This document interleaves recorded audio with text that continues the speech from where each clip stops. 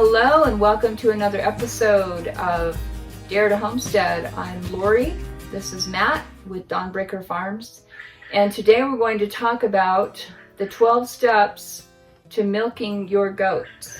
Now this is a process that we found works for us. We've had the goats for about 2 months now. And in the beginning it was chaos, and it continued to be chaos up until just a few weeks ago. I can now milk the goats by myself. Matt can milk the goats by himself. And it's just a much easier process. So we're gonna walk through those 12 steps with you. That's right. And the first one is the serenity prayer. Lord, grant me the serenity. Because you're going to need it with goats. Yeah, 12-step program for milking your goats. Yeah, we've learned a lot, and we still make mistakes, and you'll probably see some mistakes today as we're milking Heidi and Hilga. They are big goats and a lot to handle, and so... what do they weigh, about 170 pounds?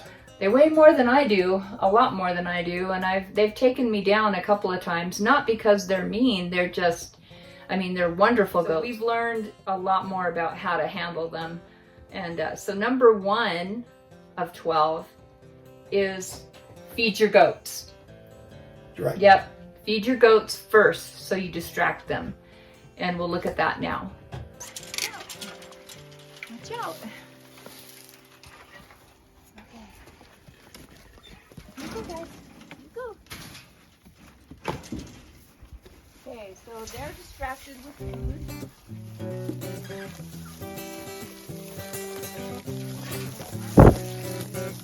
Just to interject here, don't feed them, if you can help it, don't feed them oats and molasses or anything sweet like that, because we found that it makes our Saanens aggressive and they don't behave very well when they're milking, and we'll talk more about that later on in the video. Right. So number 2 is get your equipment in place. Right. And we'll look at that now. So I'm coming into the goat barn and I'm getting set up for milking.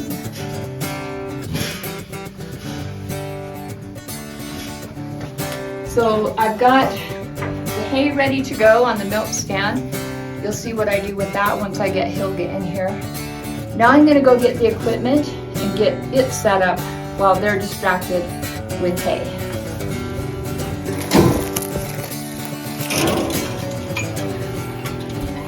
So Hilda's already on what's going on. She knows she's first. So she's kind of keeping an eye on us, but she's not going to leave that hay until she sees that there's more in here.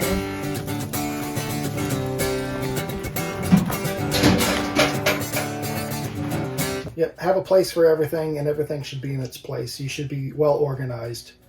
We're still improving the barn. We're going to add stalls and things like that. That'll help. And as we build the upper story, we'll have hay storage up there. But one of our big mistakes we started out with was just bringing the hay in when they're loose and running around in the yard, and they think it's a free-for-all. Yeah, we were not organized. We didn't even have the milk machine set up and ready to go. Have it ready to go before you go out there. Yeah, have everything set up, ready to go and in place. All the pumps attached and everything. Yep. So then number 3 is bring your abundance of food into the barn or wherever you're planning to milk. Good girl. Good girl. And number 4 is separate your goats and lock the barn. Keep the other goats out. And they'll come in and they'll disrupt the milking of the other goat and just cause chaos. So it's best to keep them separate. Right? Right. Number 5, place food on the milk stand. So get the food that you're going to feed them on the milk stand so they'll go there.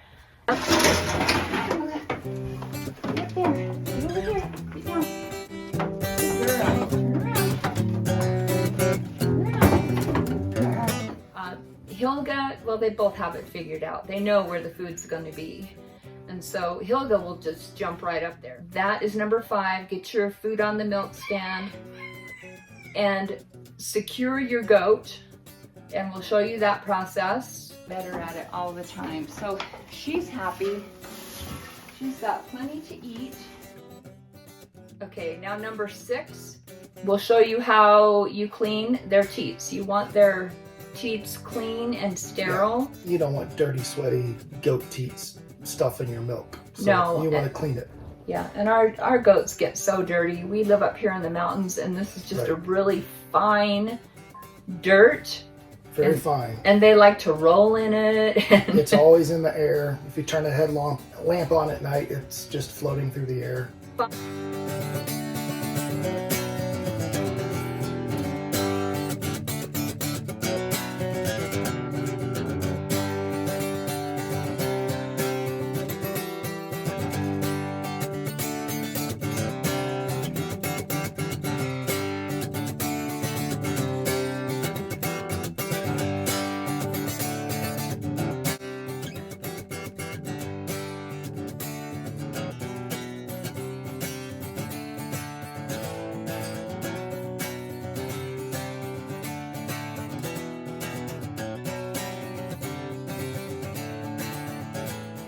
Yeah, It's so a very dusty place.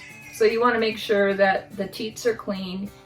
The equipment that we bring out there has been sterilized, so it is clean. And if we have Cleaned and sterilized. We put it in boiling water, and we run boiling water through the tubes. yes, and then if we have any issues when we're milking, we pasteurize. So number 7 is get the pumps on the teats. Secure them on the teats, and we'll show you that now.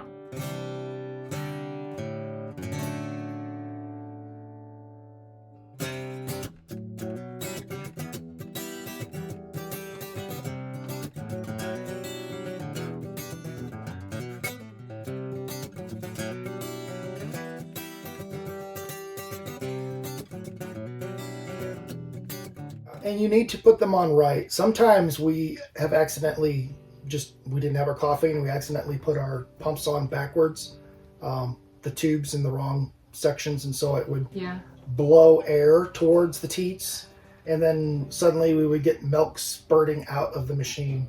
And when you have that problem, you've just got to shut it off, know you did something wrong, and reconnect everything. So number 8 is to massage those udders. So as soon as you put a pump on, they're not necessarily going to just start producing milk. Sometimes you have to help the milk to fall. You've got to knock them a little bit, just like a calf would when it's trying to get milk. Or you get in there and you get the hand squeeze, and that's a whole art in itself. But sometimes you just kind of have to coax it a little bit.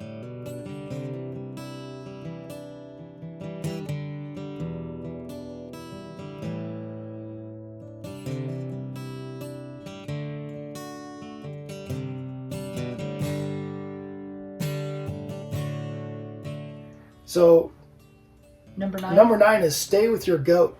You had an interesting experience when you did not stay with the goat. I had an interesting experience when I was trying to do it by myself, and I had forgotten the bungee cord that I secure their head in the milk stand with, so I went out to get it, and Hilga broke loose, and she dragged the milk can all the way across the barn, and it was just, it wasn't pretty. So, and then you can also install hardware to close that thing too. So, but we've just been using a bungee. There was another time when I ran out of hay. So you got to make sure you have an abundance of hay in there to feed them. And I went out, and she didn't break out, but man, it made her nervous to be in there by herself. Right. They like you there with them when you're nervous.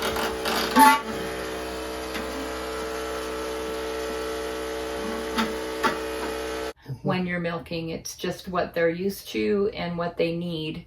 So make sure you stay with your goat. They're like toddlers. You wouldn't leave them alone in a room with their head locked in something. Yeah, and obviously, exactly. Obviously, if you're hand milking, then you're going to be with your goat. But if you're using a machine, it can be tempting to just, I'll just leave you here for a minute, I'll be right back. Not a good idea. Number 10 is release the pressure. So when you're done milking the goat, you just don't rip the thing off of there. It's it's kind of tight. You know, it's still a lot of suction in there. We release pressure at the machine. We pull the hose off, and we allow that air to escape, and that depressurizes the canister, but it also depressurizes the suction on the teeth. To release the pressure from the machine, we found that if we release the pressure up here, that we get debris sometimes into the milk. So we always release it down here now. You can hear that air release. These pumps are just going to pull right off. And so we do it at the machine, so that we found this place is just so dusty that if we undo it at the canister, sometimes we get little bits of hay or something floating in the milk, and then we have to pasteurize everything. We do pasteurize for some processes, like if we're going to make cheese or something for the public or whatever. But at home, we don't pasteurize. We drink raw milk. We drink raw milk, and it has worked wonders for our health. Yep. So number 11, remove food and release goat. So you want to take the food away, and then you want to release the goat. Ow. I have to show Hilda she's got food out here. Heidi's busy eating. She knows what she's got to do, though, to get more. Come on, get up there. Get up on the stand. When you're switching goats, it's important to move the food off of the stand. Otherwise, they'll just stay there and keep eating. And you want to coax them out of the barn and outside to the food that you're distracting them with out there, and bring the other goat in. And you'll see that process too. Right. It's a little chaotic. Can be. Yeah. Yeah. Some days are better than others. Right. 200-pound toddlers. Yeah.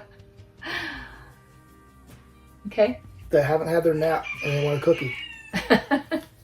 Yep. They want a cookie and a nap. Last step, number 12. Bring the goat in and repeat the process. Yes. So when you have more than one goat to milk, number 12 is, bringing the next goat in. And we just talked about that a little bit, about trading goats. Come on. Right here. See, this is... So that's really what we've learned about milking our goats. And you'll probably see some mistakes that we make in this video.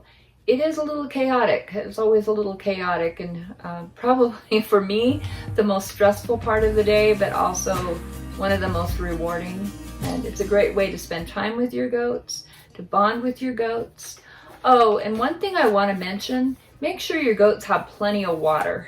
Always make sure they have water. They are milk goats, they're producing milk, but also after they milk and they've fed like that, they need water. That's the first place they go after we milk them, is straight to the water. So and when they drink, they can drink a gallon or 2 or 3 at a time. Yeah, just a couple gulps, and a 5-gallon pail will be almost empty. Our goats drink about 10 gallons of water a day. They drink a lot of water, and especially in the heat of the summer, they need a lot of water.